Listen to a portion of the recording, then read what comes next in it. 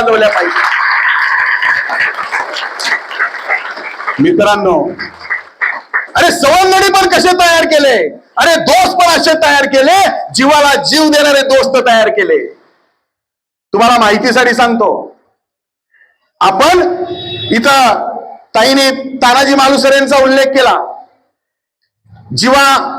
जीवा महालेचा या ठिकाणी उल्लेख केला. अफजल खानाच्या वधासाठी जीवाला जीव देणारा कोण होता? जीवा महाले होता. तुम्हाला माहितीसाठी सांगतो, शिवाजी महाराजांच्या सोबत असणारे जे सहकारी होते, त्यांना असं वाटत होतं शिवाजी राजांचं राज्य हे माझं राज्य आहे, हे माझं स्वराज्य आहे, हे माझं राज्य आहे. हे निर्माण कोण करतंय? छत्रपती शिवाजी राजे करत होते. आणि म्हणून जीवाला जीव देणारी माणसं छत्रपती शिवाजी राजांनी तयार केली होती. तुम्हाला माहितीसाठी सांगतो, आपण आज माणसाला माणूस जवळ करताना दिसतो का? जीवाला जीव देण्यासाठी माणूस तुमच्यासाठी तयार होतोय का? छत्रपती शिवाजी राजांनी जीवाला जीव देणारी माणसं निर्माण केली. तुम्हाला माहिती आहे, शिवाकाशीत नाव ऐकलंय का? शिवाकाशीत कोण होता? अरे एक नाभिक समाजाचा एक मावळा, पण छत्रपती शिवाजी राजांसारखा दिसत होता.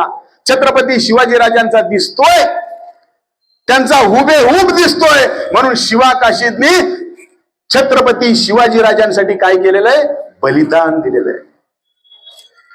लक्षात ठेवा, अरे आपल्या स्वतःसाठी काही मिळणार नाहीये, मला काही मिळणार नाहीये, पण छत्रपती शिवाजी राजे जे काम करतायत हे माझं काम आहे, म्हणून शिवाकाशीतनी काय केलेलं आहे? स्वतःचं बलिदान दिलेलं आहे. अरे माणसं तयार करावी लागतात. आपण या गोष्टीचा गांभीर्याने विचार केला पाहिजे की छत्रपती शिवाजी राजे हे सगळं का करू शकले? तर त्यांनी जीवाला जीव देणारी माणसं निर्माण केली. आपण आणखी एक महत्वाचा उल्लेख या ठिकाणी केला पाहिजे की छत्रपती शिवाजी राजांच्या काळामध्ये शेतकऱ्याच्या देठाला, शेतकऱ्याच्या हिताला बाधा करणारा कुणी जरी असला तरी त्याला दंडक केला जात होता. बघा, पूर्वी निजामशाही, आदिलशाही, मोगलशाही या शाहीमध्ये जे राजे होते, जे प्रस्थापित होते, ते रयतेची गय करत नव्हते, ते रयतेचा विचार करत नव्हते. परंतु छत्रपती शिवाजी राजे हे रयतेचा विचार करणारे होते. म्हणजेच राज्य कुणाचं होतं? रयतेच. आपण रयतेचं राज्य म्हणजे कुणाचं? रयत म्हणजे कोण? रयत म्हणजे मी, रयत म्हणजे तुम्ही, रयत म्हणजे जनता. आणि जनतेचं राज्य होतं म्हणजेच कुणाचं राज्य होतं? लोकांचं राज्य होतं.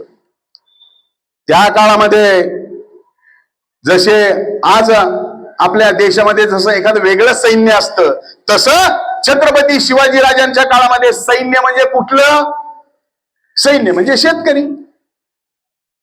सैन्य म्हणजे कुठलं? 12 महिने शेती करायची, आणि जो काळ ज्यावेळेस छत्रपती शिवाजी राजांनी आवाज दिला लढायला निघायचंय, तर तोच शेतकरी काय व्हायचा? मैदानामध्ये घोड्यावर उठून छत्रपती शिवाजी राजांबरोबर काम करताना दिसायचा. म्हणजे तो शेतकरी होता. त्याच्या शेताच्या देठाला सुद्धा धक्का लागला नाही पाहिजे अशा प्रकारचा दंडक छत्रपती शिवाजी राजांच्या काळामध्ये होता. आज काही परिस्थिती तुम्ही पाहताय.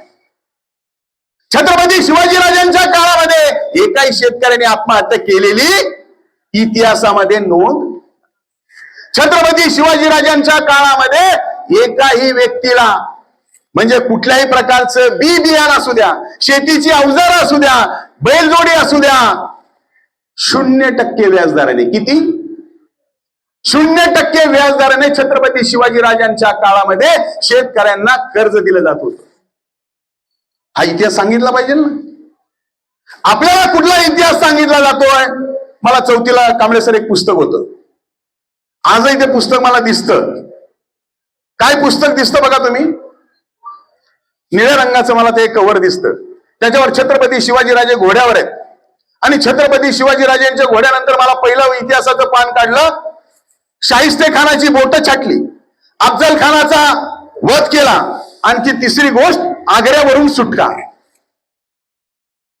तुम्हाला कुठला इतिहास सांगितला जातो मला माहित नाही, पण आम्हाला इतिहास काय सांगितला गेला? आम्हाला इतिहास सांगितला गेला शाहिस्ते खानाची बोटं अरे छाटलेच, अफजल खानाचा वध केलाच, पण छत्रपती शिवाजी राजांनी अरे शेतकऱ्याच्या हिताचं सुद्धा काम केलेलं हे आपल्याला लोकांना, मित्रांनो, दोस्तांनो विद्यार्थी मित्रांनो सांगितलं पाहिजे. अरे आता या ठिकाणी 50% मुली आहेत, 50% महिला आहे. अरे काय होतं छत्रपती शिवाजीराजांच्या महिलेच्या बाबतीतलं धोरण? इथं कल्याण आहे बघा, ठाणे जिल्हा. त्या कल्याणमध्ये सोंदेव नावाचा सुभेदाराने कल्याणचा तो सगळा परिसर जिंकला. आणि परिसर जिंकल्यानंतर तिथला जो सुभेदार होता मौलाना नूर, त्याची सूनबाई, गोरी गोमटी सूनबाई, त्या सोनदेवने आपल्या सुभेदाराने ती छत्रपती शिवाजीराजांना नजराला देण्यासाठी, छत्रपती शिवाजीराजे खुश होतील म्हणून त्या महिलेला, त्या सूनबाईला पुण्याला घेऊन आले. पालखीमध्ये पुण्याला घेऊन आले. छत्रपती शिवाजीराजांपर्यंत त्यांनी ती आणून ठेवली. छत्रपती शिवाजीराजांनी त्या महिलेला पाहिलं, त्या सुनेला पाहिलं. छत्रपती शिवाजीराजांनी पाहिल्याने अतिशय सुंदर देखणी त्या नूर मौलानाची ती सूनबाई, ते सोनदेव नावाचे आपले सुभेदार ज्यावेळेस घेऊन आले, त्यावेळेस छत्रपती शिवाजीराजांनी त्या सुंदर महिलेकडे पाहिलं आणि काय म्हणाले? अरे जर तुमच्यासारखीच सुंदर आमची आई असती तर आम्ही सुद्धा किती सुंदर असतो. हे महिलांच्या बाबतीत माते समान विचार करणारे कोण होते? छत्रपती शिवाजीराजे होते.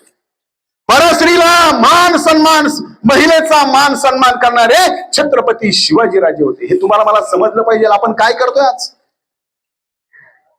तुम्हाला माहितीसाठी सांगतो, रांगे नावाचं गाव आहे, बरोबर आहे? रांगे नावाचं गाव आहे. रांगे नावाच्या गावामध्ये पाटलांनी एका महिलेला बलात्कार केला. छत्रपती शिवाजीराजांना ती माहिती कळाली. छत्रपती शिवाजीराजांनी खात्री केली आणि त्या रांजेच्या पाटलाला, अरे त्याचे हात काढले, त्याचे पाय काढले. हा धडा छत्रपती शिवाजीराजांच्या काळामध्ये बलात्कार करणाऱ्या व्यक्तींना, कुठलाही असू द्या, जातीचा असू द्या, पातीचा असू द्या, प्रांताचा असू द्या, नात्याचा असू द्या, गोत्याचा असू द्या, दय न करणारे छत्रपती शिवाजीराजे होते. एकदा त्यांच्यासाठी टाळ्या वाजवल्या पाहिजे.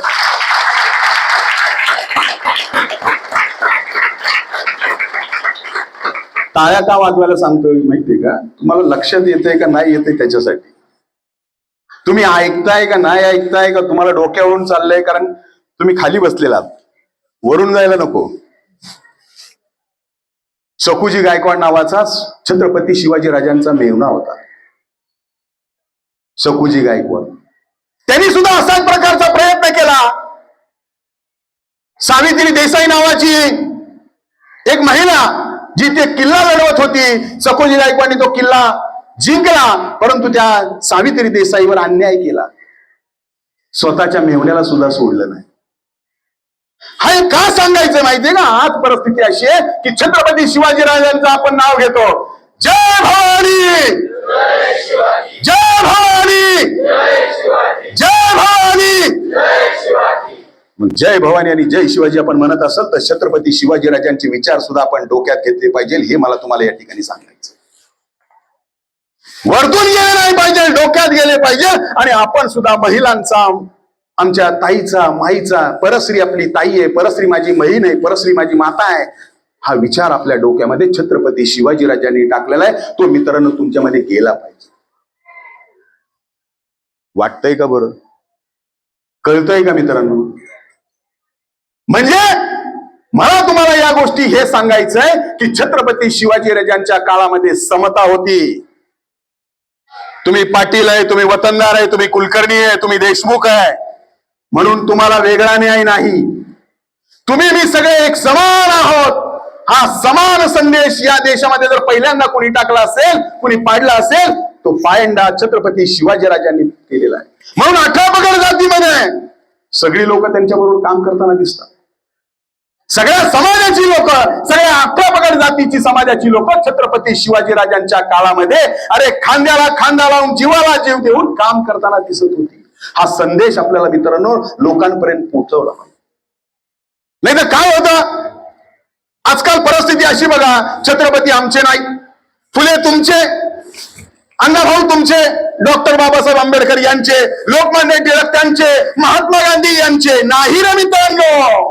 अरे हे सगळे आपले, आपण त्यांच्या विचारांवर काम करताना दिसलं पाहिजे. हा संदेश छत्रपती शिवाजीराजांच्या जयंतीच्या निमित्तानं मित्रांनो तुमच्या डोक्यामध्ये पडला पाहिजे. तरच माझ्या या व्याख्यानाला विशालजी कांबळे सर त्याला यश येईल. मित्रांनो, का माहितीये का? परिस्थिती भयानक आहे, परिस्थिती अडचणीची आहे. आपल्यामध्ये पुन्हा जातीच्या भिंती निर्माण करून, तुमच्यामध्ये माझ्यामध्ये जाती भेद निर्माण करून या देशाला पुन्हा अस्थिर करण्याची यंत्रणा काम करताना दिसते. तुम्हाला मला स्थिर व्हावं लागेल. आणि याच्यासाठी छत्रपती शिवाजीराजांचा आदर्श, छत्रपती शिवाजीराजांचं व्यक्तिमत्व, छत्रपती शिवाजीराजांसारखा राजा या जगामध्ये, या देशामध्ये, या भारतामध्ये कुणी नाही. आपण हे लक्षात ठेवा. काय गमिनी कावा, गमिनी कावा, गमिनी कावा, गोरिल्ला पद्धत. अरे अभ्यास करा. तुम्हाला यश मिळवण्यासाठी, तुम्हाला चर्चा करण्यासाठी, तुम्हाला तुमच्या अभ्यासासाठी सुद्धा या गोष्टी फार गांभीर्याने तुम्ही घेतल्या पाहिजे. कसं? छोट्या छोट्या कमी संख्येच्या लोकांवर. आता इथं अफजल खानाच्या वधाचा विषय सांगितला. अरे अफजल खानाकडे प्रचंड सैन्य होतं, 6 फूट 7 फूट माणूस. छत्रपती शिवाजीराजांनी त्या अफजल खानाला कशा पद्धतीने टॅक्टिक्स वापरून, कशा पद्धतीने त्याचा पराभव केला. अरे हे तर सायन्स आहे, हे तर लॉजिक आहे. तुम्हाला समजतं मी काय सांगतोय? प्रचंड मोठी शक्ती असणाऱ्या माणसाला तुम्हाला पराभूत करायचं असेल तर तुम्हाला कुठल्या प्रकारची योजना लावायची याचा जर विचार करायचा असेल तर तुम्हाला छत्रपती शिवाजीराजांचा आदर्श घेऊन काम करावं लागेल, तरच तुम्हाला यश येणार आहे. इव्हन तुम्हाला माहितीसाठी सांगतो sir, me science for life नावाची एक NGO सुद्धा चालवतो. विद्यार्थ्यांमध्ये, मुलांमध्ये विज्ञानवादी दृष्टिकोन निर्माण झाला पाहिजे. छत्रपती शिवाजीराजांनी रायरेश्वराच्या मंदिरामध्ये ज्यावेळेस शपथ घेतली ना, कोंबडं नाही कापलं, बकरा नाही कापला. छत्रपती शिवाजीराजांनी स्वतःची करंगळी अर्पण केली आणि रक्त काढलं आणि सांगितलं की स्वराज्य आम्हाला निर्माण करायचं आहे. छत्रपती शिवाजीराजांनी अरे कधी लढाया केल्या, कधी लढाया केल्या बघा. जास्तीत जास्त लढाया कधी केल्या? अरे कधी केल्यात? अमावस्येला केल्या. आणि आमचा अमावस्येला जरा अडचण आहे. छत्रपती शिवाजीराजे हे विज्ञाननिष्ठ होते. त्यांचा विज्ञानावर भरोसा होता. अरे स्वतःवर भरोसा होता, कर्तृत्वावर भरोसा होता, म्हणून त्यांनी कधी अंधश्रद्धा पाहिली नाही. ज्यावेळेस छत्रपती शिवाजीराजांचा पुत्र जन्मला त्यावेळेस काय चर्चा झाली? अरे पुत्र हा पालता पडलाय, काहीतरी अघटित होणार आहे, काहीतरी चुकीचं होणार आहे. छत्रपती शिवाजीराजे अरे असं नाही, पालता पडला याचा अर्थ तो या मुघलांची, या निजामांची, या दिल्ली स्वराज्याची पालथी करणार आहे आणि या देशामध्ये राज्य करणार आहे हे सांगणारे छत्रपती शिवाजीराजे. म्हणून तुम्ही पण काय डोक्यात ठेवलं पाहिजे? आता काय डोक्यात ठेवलं पाहिजे? अमावस्येला एखादं काम केलं तर चालेल का? चालेल का? मी नाही म्हणत आहे, मी म्हणत नाही. छत्रपती शिवाजीराजांनी ज्या ज्या लढाया केल्या, ज्या ज्या प्रसंगामध्ये ते बिंदास उतरले, त्या काळामध्ये अमावस्या होती. अमावस्येचा बेनिफिट घेऊन सुद्धा त्यांनी या देशामध्ये राज्य निर्माण करण्यासाठी प्रयत्न केला. याचा अर्थ काय? छत्रपती शिवाजीराजे विज्ञाननिष्ठ होते. मला सांगायचंय काय, विशेषतः मुलींसाठी, विशेषतः महिलांसाठी, आपण रूढीबद्ध होत चाललोय. आपण आपले जी विचार आहे, जी सोच आहे, ती आपण आणखी पुन्हा अंधश्रद्धेकडे किंवा आपल्या रूढीबद्धकडे घेऊन न जाता छत्रपती शिवाजीराजांच्या विचारांवर आपण विज्ञानवादी दृष्टिकोनाकडे निघालं गेलं पाहिजे. तर भारतीय संविधानामध्ये आहे, भारतीय संविधानामध्ये सांगितलंय की विज्ञाननिष्ठ दृष्टिकोन तुमचा माझा असला पाहिजे. हे कुठून आलं? छत्रपती शिवाजीराजांच्या विचारांतून आलेलं आहे. आरमार उभे केले ना सर. कधी गेली का पिकनिक सिंधुदुर्गला? गेलेत का कधी विद्यार्थी मित्रांनो? पिकनिकहून कधी सिंधुदुर्गला गेलेत का? जरा कधी जाऊन बघून या समुद्रामध्ये कसे छत्रपती शिवाजीराजांनी किल्ले बांधले. त्या काळामध्ये समुद्राचा प्रवास करणं, समुद्रावरून बाहेर जाणं हे अशुभ मानलं जात होतं. परंतु 350 वर्षापूर्वी छत्रपती शिवाजीराजांनी अरे ही दृष्टी पाहिली की कुणी बाहेरच्या राज्यात समुद्र मार्गे आपल्याकडे येऊ नये, कुणी आपल्यावर आक्रमण करू नये, म्हणून 350 वर्षापूर्वी छत्रपती शिवाजीराजांनी समुद्रामध्ये आरमाराच्या माध्यमातून किल्ले बांधलेले. मित्रांनो, दोस्तांनो, विद्यार्थी मित्रांनो, अरे फ्युचर इज ब्राईट. तुम्ही AI मध्ये जगताय. 350 वर्षापूर्वी छत्रपती शिवाजीराजांनी जे किल्ले बांधलेत ना, आजही तुम्हाला सांगतो ते किल्ले बांधण्याची ताकद AI असू द्या नाही तर IA असू द्या, आजही निर्माण होत नाहीये. हे छत्रपती शिवाजीराजांनी मित्रांनो, दोस्तांनो केलेलं आहे. एवढे द्रष्टे, एवढा भविष्याचा विचार करणारे, एवढे प्रगल्भ असे राजे छत्रपती शिवाजीराजे होते. म्हणून जय भवानी, जय भवानी. किती मिनिट आहे का अजून? 5 मिनिटं. तुम्हाला ऐकायची तयारी आहे ना मित्रांनो? तुम्हाला मला काय सांगायचंय? तुम्हाला मला जर छत्रपती शिवाजीराजांचा इतिहास समजून घ्यायचा असेल, तुम्हाला मला छत्रपती शिवाजीराजे तुमच्या विचारांमध्ये तुमच्या अंगी करायचे असेल, तुम्हाला जर काही बोध घ्यायचा असेल, तर एक तरी छत्रपती शिवाजीराजांचा गुण तुमच्या मनामध्ये, तुमच्या लाईफ मध्ये जर आला, तर तुम्ही या देशाचे सगळ्यात मोठे नागरिक व्हाल, सगळ्यात मोठे सक्षम नागरिक व्हाल. म्हणून जर तुम्हाला छत्रपती शिवाजीराजांच्या विचारांवर भविष्यामध्ये काम करायचं असेल, त्यांचे विचार अनुसरून करायचं असेल, तर छत्रपती शिवाजीराजांचा इतिहास तुम्ही गांभीर्याने वाचण्यासाठी सुरुवात केली पाहिजे. हे 34चं पुस्तक नाही, सत्य इतिहास पाहिला, तपासून केलं पाहिजे. तुम्ही तुमच्या सत्सक विवेक बुद्धीला, बुद्धी प्रामाण्यवादाला तुम्ही तुमच्या तपासून पाहिलं पाहिजे. हे खरं का ते खरं, हे खरं का ते खरं. आणि मग त्यावेळेस तुम्हाला छत्रपती शिवाजीराजांचा अरे हा जगामध्ये नाही, तुम्ही कुठल्याही इतिहासाच्या पुस्तकामध्ये बघा, जागतिक लेवलच्या अभ्यासकांमध्ये बघा, छत्रपती शिवाजीराजांसारखा प्रगल्भ द्रष्टा असं व्यक्तिमत्व या जगामध्ये आजपर्यंत झालेलं नाही. मी नाही सांगत आहे, जागतिक लेवलचे अभ्यासक सांगतात. किती वर्ष जगले हो? अरे 50 वर्ष फक्त. 1630 ते 1680 या 50 वर्षामध्ये आज 396 वर्ष झाली. आजही छत्रपती शिवाजीराजांचं नाव घेतल्याशिवाय तुमचा दिवस सुरू होऊ शकत नाही. म्हणून दोस्तांनो, माता भगिनींनो, मित्रांनो, विद्यार्थी मित्रांनो, छत्रपती शिवाजीराजे तुम्हाला समजून घ्यायचं असेल तर त्यांचा विचारांचा अभ्यास करायला तुम्ही शिकाल. आणि हीच खऱ्या अर्थाने छत्रपती शिवाजीराजांच्या जयंतीची सुरुवात झाली असं समजा. आणि या ठिकाणी तुम्ही शांत रीतीने अतिशय समजून घेण्याचा मला जो प्रयत्न करताय, भरपूर मटेरियल आहे पण ते सांगायचं नाही, उघडलेलंच नाही.